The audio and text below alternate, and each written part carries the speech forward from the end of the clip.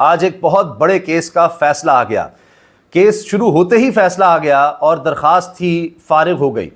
ہوا یہ کہ ٹریان وائٹ کیس، مبینہ بیٹی عمران خان کی، یہ کیس تھا اور کافی عرصے سے یہ زیر بحث تھا اور اس میں پہلے بھی فیصلہ آیا تھا. اب دوبارہ لارجر بینچ بن گیا تھا 3 رکنی.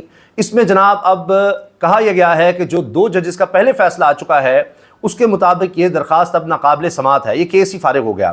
یہ کیس اتنا خطرناک کیس تھا کہ یہ عمران خان صاحب کی سیاسی ساکھ تباہ کر سکتا تھا. عدت کیس، سائفر کیس، توشہ خانہ کیس، وہ کچھ بھی نہیں ہے اس کے آگے. کہ مبینہ بیٹی جو چھپائی عمران خان نے، اس کے حوالے سے تھا جی کہ خاتون تھی، اس سے شادی نہیں کی یا ڈکلیئر نہیں کی اور بتایا نہیں اور یہ سب کچھ. اور درخواست گزار نے جو کچھ اندر کہا ہوا ہے وہ آپ سنیں گے تو آپ حیران ہوں گے کیسے کیسے اس میں الزامات تھے. وہ بھی میں آپ کے سامنے رکھوں گا اور پوری تفصیل ہے. آج جو سماعت میں ہوا وہ بھی بڑا دلچسپ ہے کہ اس میں جو درخواست گزار وکیل صاحب تھے وہ 2-3 ہفتے کی مہلت مانگتے رہے. تو جج صاحب نے کہا جی مہلت کیسی، ایک لفافہ موجود ہے ذرا کھول کے دیکھ لیں. اور فائل میں جو لفافہ ہے وہ ذرا دیکھیں، اس میں 2 ججز تو پہلے فیصلہ دے چکے ہیں. اصل میں یہ وہ کیس تھا، یہ جو ابھی آپ دیکھ رہے ہیں 6 ججز کا خط اور یہ سارا معاملہ اور ججز کے دھمکانے کا معاملہ، جہاں سے یہ سب چیز کا آغاز ہوا، یہ تھا وہ کیس، ٹریان وائٹ کیس. ہوا یہ تھا کہ 3 رکنی بینچ تھا، اس کی سربراہی کر رہے تھے چیف جسٹس عامر فاروق صاحب. اس میں کیس آیا اور جب یہ کیس چلا تو اس میں ہوا یہ کہ 2 ججز نے یہ فیصلہ دے دیا کہ کیس نہیں بنتا. اب جب اس پر وہ ججز بھی کہتے رہے کہ جی آپ آگے اس کو اب دیں، اس کو ڈکلیئر کریں، فیصلہ ہو گیا، ہم نے لکھ کر دے دیا ہوا ہے، تو جسٹس عامر فاروق صاحب روک کر بیٹھے رہے اس فیصلے کو. ظاہر ہے کہ 3 رکنی بینچ ہے تو 2 ججز جو فیصلہ سنائیں گے میجورٹی سے فیصلہ ہوگا، وہ ہو گیا، یہ کیس ہی فارغ کرنا ہے. اچھا، بار بار یہ بات کی گئی کہ جی کیوں نہیں اس کا فیصلہ سنایا جا رہا، محفوظ کر لیا گیا تھا نا فیصلہ، کسی کو نہیں پتا تھا کیا فیصلہ ہے. تو ججز نے تو اپنا لکھ دیا. ایک جج صاحب نے جب لکھ دیا، دوسرے جج صاحب کے پاس گیا، انہوں نے بھی ان سے اتفاق کیا اور چیف جسٹس عامر فاروق صاحب سے انہوں نے اتفاق نہیں کیا، تو لہٰذا 2 ججز ایک طرف ہو گئے. اس کے بعد یہ ہوا کہ ان پر دباؤ آنے لگ گیا. یعنی 2 ججز جو اس کیس کو اڑانے کا فیصلہ کر چکے تھے یا دے چکے تھے کیس نہیں بنتا، ان پر دباؤ آنے لگ گیا، جو بھی ہے مداخلت ہونے لگ گئی. اور آپ نے دیکھا ہے خط میں تو بہت کچھ کہا گیا ہے کہ جی کسی جج کے رشتہ دار کو اٹھا لیا گیا، اس کو ٹارچر کیا گیا، کہیں کیمرے لگائے گئے، تو اس طرح کی باتیں. تو اب یہ سارا کچھ جب دباؤ شروع ہو گیا تو ججز نے کہا کہ جی اس کو جلدی سنائیں تاکہ ہماری جان چھوٹے، ہم فیصلہ دے چکے ہیں، اب پہ دباؤ آ رہا ہے کہ فیصلہ بدلو، یعنی یہ کیس فارغ نہیں کرنا، اس میں تو عمران خان کو سزا دینی ہے، ہم پر دباؤ آ رہا ہے. تو چیف جسٹس عامر فاروق صاحب پھر بھی فیصلہ جاری نہیں کر رہے تھے. پھر یہ ہوا کہ 2 ججز نے یہ کام کیا کہ انہوں نے جو بھی یعنی سیکشن ہوتا ہے آئی ٹی کے ڈپارٹمنٹ جس پہ یہ فیصلہ جاری کیا جاتا ہے، تاکہ آپ ویب سائٹ پر دیکھ سکتے ہیں، موجود ہوتا ہے فیصلہ، وہاں پر انہوں نے پھر کہہ کر جاری کروا دیا کہ جی 2 ججز تو یہ فیصلہ دے چکے ہیں. تو کوہرام مچ گیا، تھرتھلی مچ گئی، کیا ہو گیا، دوڑیں لگ گئیں. پھر چیف جسٹس عامر فاروق صاحب میدان میں آئے، انہوں نے یہ فیصلہ اتروا دیا وہاں سے کہ جی نہیں جی، پھر کہ جی اس پر نیا بینچ بنے گا، ساتھ ہی کہہ دیا جس پہ نیا بینچ بنے گا. اب بڑی کنٹروورسی کھڑی ہو گئی کہ اگر ایک بینچ میں میجورٹی سے فیصلہ ہو چکا ہے، آ گیا فیصلہ سامنے، 2 ججز دے چکے ہیں، تو کیا دوبارہ سے کوئی نیا بینچ اس پر بن سکتا ہے؟ یہ ایک بہت بڑا سوال تھا. اچھا، اس کے بعد جب یہ خبر آئی کہ جی 3 رکنی نیا بینچ بن گیا اور دوبارہ یہ ٹریان وائٹ کیس جو ہے شروع ہو رہا ہے، تو اس میں پھر بڑے 5 اہم نکات بہت زبردست جرنلسٹ ہیں ثاقب بشیر صاحب، انہوں نے اٹھائے اور اس کا ہم نے ذکر کیا تھا. اب وہ 5 سوال یہ تھے کہ 30 مارچ کو جس بینچ نے فیصلہ دیا تھا وہ بینچ ختم کر کے دوبارہ تشکیل دیا جا سکتا ہے.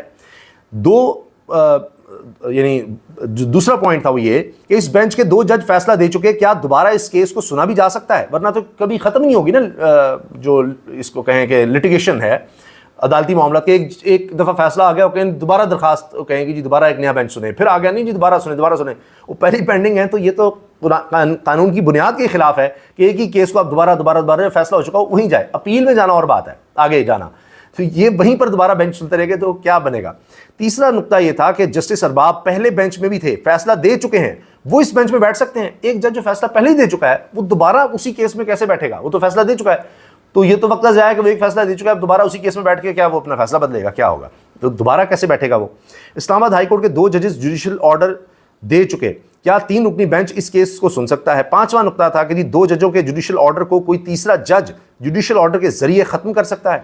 یعنی 2 ججوں نے فیصلہ دے دیا تو ایک تیسرا جج جو ہے وہ اکیلا ہے، چاہے چیف جسٹس ہو، تو وہ ان کے فیصلے کو ختم کر سکتا ہے کہ نہیں فیصلہ نہیں، نیا بینچ بنا رہا ہوں. یہ سارے معاملات تھے. اب وہ سارے کھلنے کیا تھے، وہ کیس ہی فارغ ہو گیا. اور اس پر صدیق جان کہہ رہے ہیں کہ بڑا دلچسپ تبصرہ ہے کہ ٹریان کے ماموں کیس ہار گئے. اب یہ کیس کی پروسیڈنگ سنیے گا، بہت ہی دلچسپ ہیں.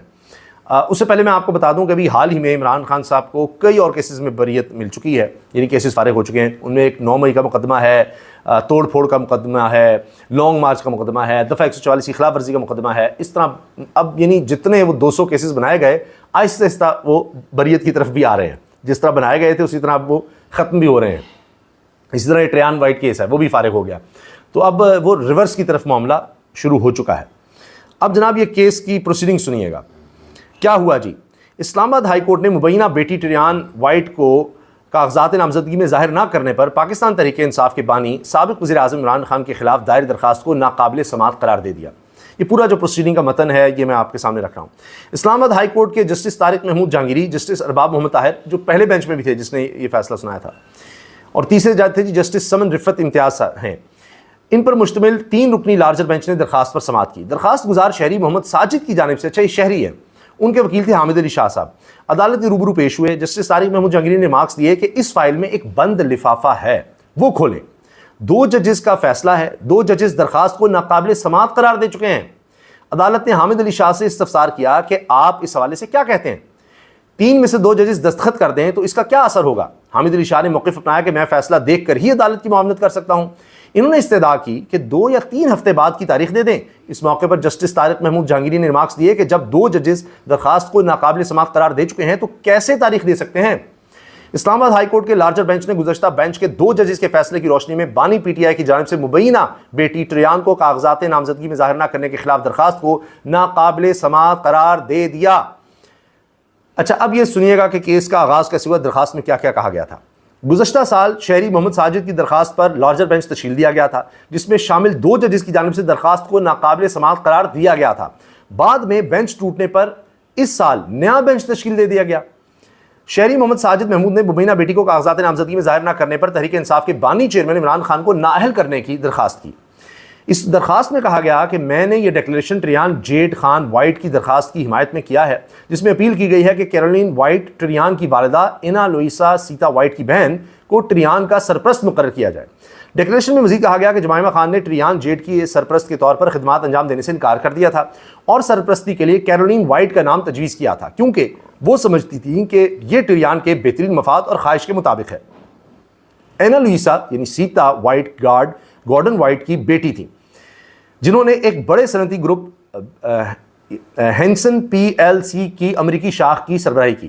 درخواست گزار ساجد محمود نے الزام لگایا تھا کہ PTI چیئرمین نے سیتا وائٹ سے شادی نہیں کی، کیونکہ اس کے نسل پرست والد نے مدعا علیہ یعنی عمران خان کو 2 ٹوک انداز میں کہہ دیا تھا کہ اگر انہوں نے سیتا وائٹ سے شادی کی تو ان دونوں کو اس کی دولت میں سے 1 پیسہ بھی نہیں ملے گا۔